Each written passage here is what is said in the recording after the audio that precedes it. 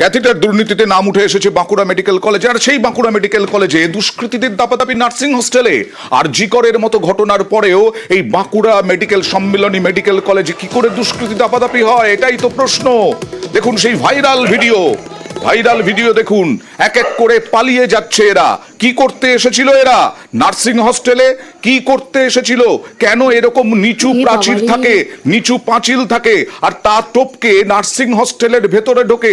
অবশ্যই নিরাপত্তা নিয়ে প্রশ্ন উঠবে। সরাসরি চলে যাব প্রতিনিধি প্রিয়ব্রতর কাছে। প্রিয়ব্রত, এরা কারা এবং নার্সিং হোস্টেলের যারা স্বাস্থ্যকর্মী তারা কি বলছেন?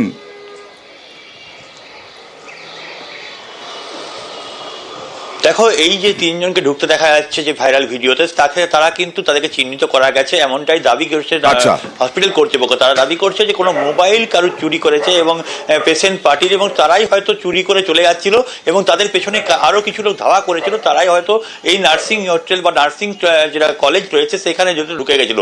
কিন্তু এই যে নার্সিং হোস্টেল বা কলেজ, এগুলো সবগুলোই কিন্তু বাঁকুড়া সম্মিলনী মেডিকেল কলেজ হাসপাতালের ক্যাম্পাসের মধ্যে। সেক্ষেত্রে হাসপাতালের যে চিকিৎসকরা বারে নিরাপত্তার অভাব বোধ করছিলেন। বারে দেখা গেছে বাঁকুড়ার যে মেডিকেল কলেজ চত্বরেই থাকা বাঁকুড়ার যে আবাসিকদের যে হোস্টেল, সেখানেও কিন্তু প্রাচীর টপকে কয়েকদিন আগে পর্যন্ত ঢুকে গেছিল একজন, এবং তার পরবর্তীকালে যে ঢিলে ঢালা ছবি, সেটা যে পরিবর্তন হয়নি, এটা কিন্তু আরেকবার প্রশ্নচিহ্নের মুখে পড়লো নার্সিং কলেজ কর্তৃপক্ষ যেমন ভাবে, সেরকম ভাবেই কিন্তু বাঁকুড়া সম্মিলনী মেডিকেল একেবারে প্রশ্নের মুখে তো পড়তেই হবে, কারণ বাঁকুড়া মেডিকেল সম্মেলনীতে ওই সময় উত্তাল হয়েছিল এবং নিরাপত্তার অভাব বোধ হয়েছিল, নিরাপত্তাহীনতায় ভুগছিলেন আবাসিক পড়ুয়ারা। আজকে আবার ওই রকম একটি ছবি উঠে এলো এবং সেটি ভাইরাল ভিডিও, দুষ্কৃতী দৌরাত্মের ছবি।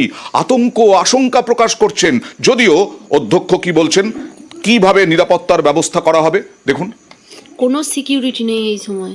খবর করে যেটা দেখা গেছে আর কি, পুলিশের সহায়তা কোনো একটি ছেলে মোবাইল চুরি করেছিল এই গাইনি বিল্ডিং এর এখান থেকে কারো, এবং মোবাইল চুরি করে সে লুকিয়ে বেড়াচ্ছিল। যাদের চুরিটা হয়েছে তারা তাদেরকে ট্রেস করতে পেরেছিল, ওখানটাতে আশ্রয় নিয়েছিল। পরে এরাও যখন গিয়েছিল, যারা ধরার জন্য বাইরে দাঁড়িয়েছিল, আলটিমেটলি এই ঘটনাটা ঘটেছে।